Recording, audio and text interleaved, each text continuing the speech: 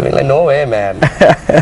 But see, we've accomplished so much, and I think it boils down to the fact that the music is timeless. Yeah. Because what really moved me was for this 10-year anniversary concert, it was not just an event of nostalgia. The most important thing is that these songs are still relevant today as it was 10 years ago. Right. And it's going to be relevant in another 10 years and another 10 years.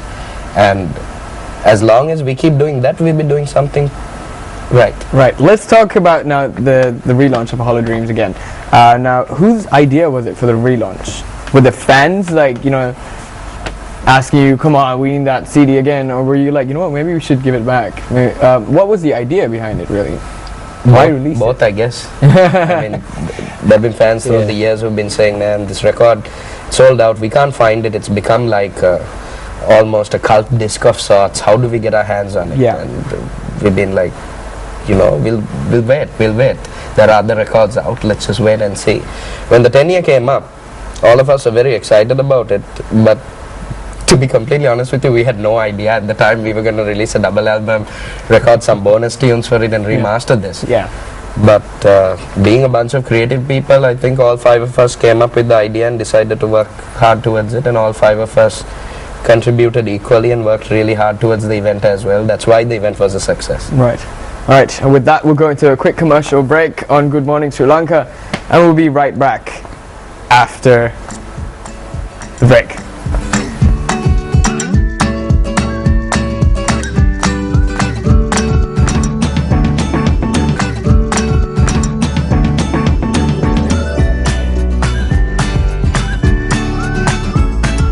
Welcome back to Good Morning Sri Lanka. In case you just tuned in, we have the rock band Stigmata in the studio. Yeah, and we're back. Alright, so gentlemen, alright, so Suresh, I was wondering, now you are the writer for all the music in Stigmata. Lyrics, just the lyrics. I put some of the vocal melodies, but almost all the music is written by these guys. Not true. I think some tracks from Hollow Dreams, Serpentine. Yeah, but band effort. Everyone's being modest now. Go on. Alright, so when you look at like your music from back then, like 10 years ago, and you just recently relaunched Hollow Dreams, what does that feel like? You know, how different is your music now when you take a look at the stuff you guys had way back then, like a decade ago? Well, we start to think that playing the songs from Hollow Dreams is going to be easier. Right. We thought that, but no, it wasn't. Not exactly easier. How so, exactly? Because you know, it involves coordination, and these guys are new to our songs.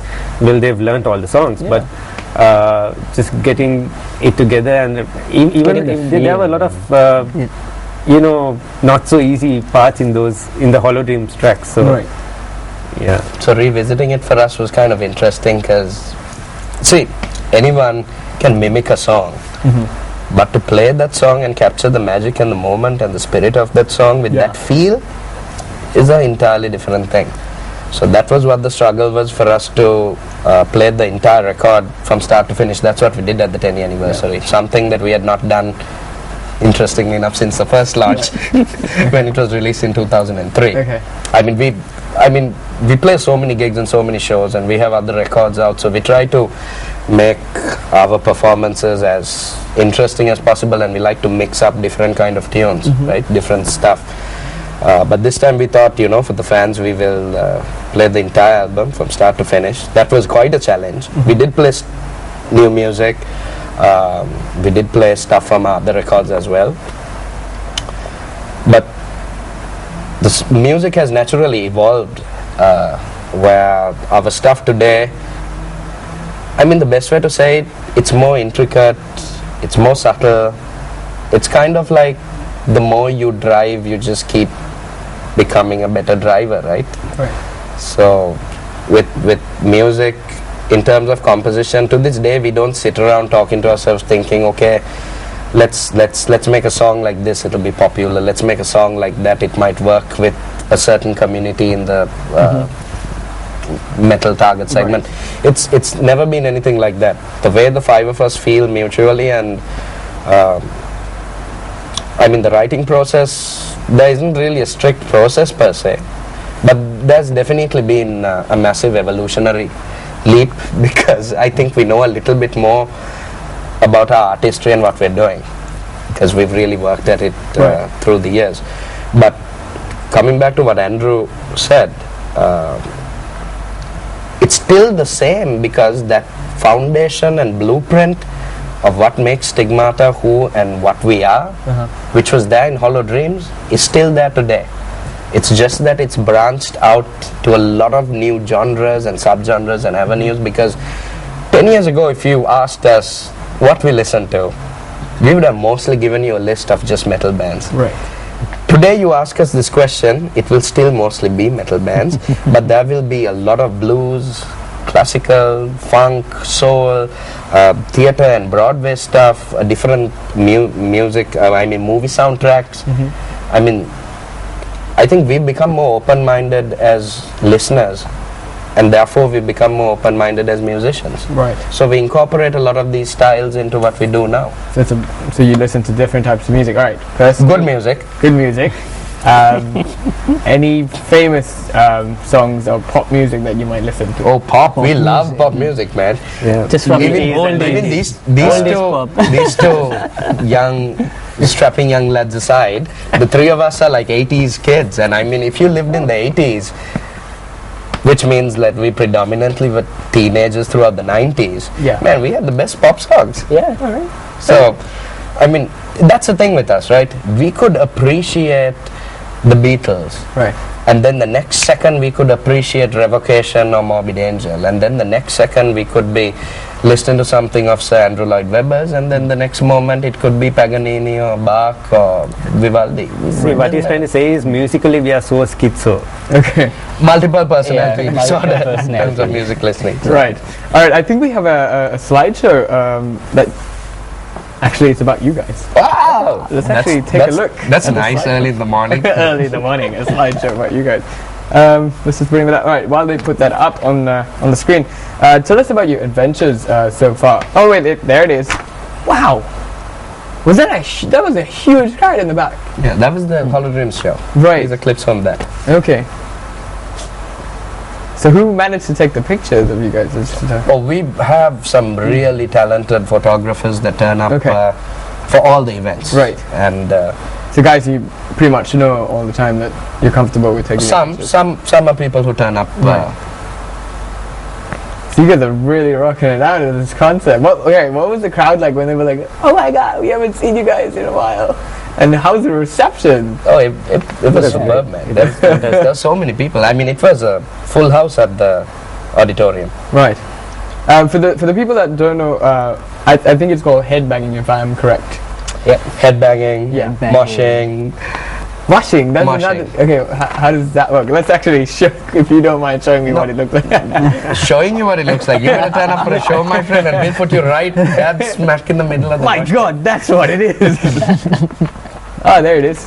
Rocking the bass. That's it, not so shy there, no? Yeah, he doesn't seem to shy. So, like you were telling me when we were actually in the green room, that you have different personalities when you're on stage and when you hear, like if you're in a regular conversation with a person, you come off, a lot of people think that you're supposed to be this, like, really, strong, like, masculine type of guys, but you're a very sweet dude. So, like, We are strong, masculine, sweet dudes, okay?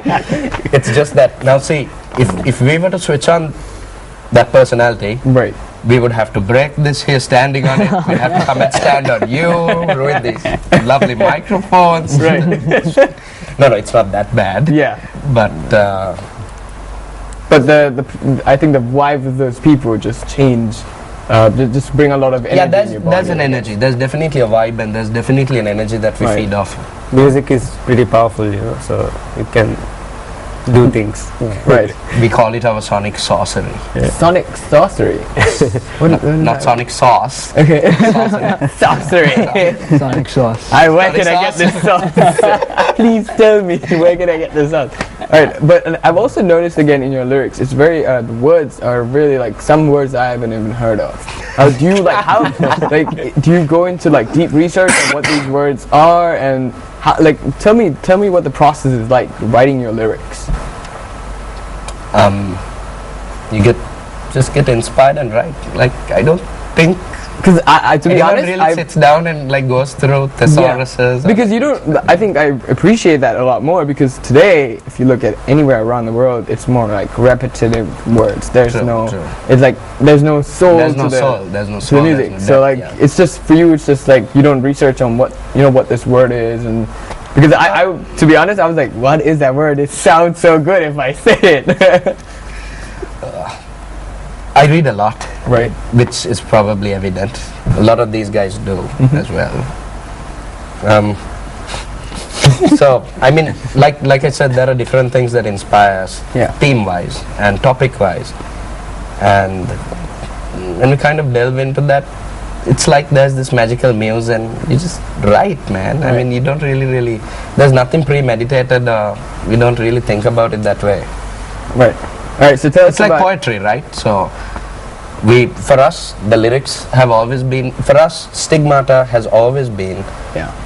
about the music, about the lyrics, about the stage show and the performance. It's about taking all those things to the next level. It's not about saying, okay, these guys have some catchy, funky music, but for the lyrics, let's just say it's a rainbow now, it's a rainbow now, it's a rainbow now, it's a rainbow now, times 125. Okay? Right. So we actually like to have some depth with what we do, and the same way the music should get a person thinking and get a person really shaken up.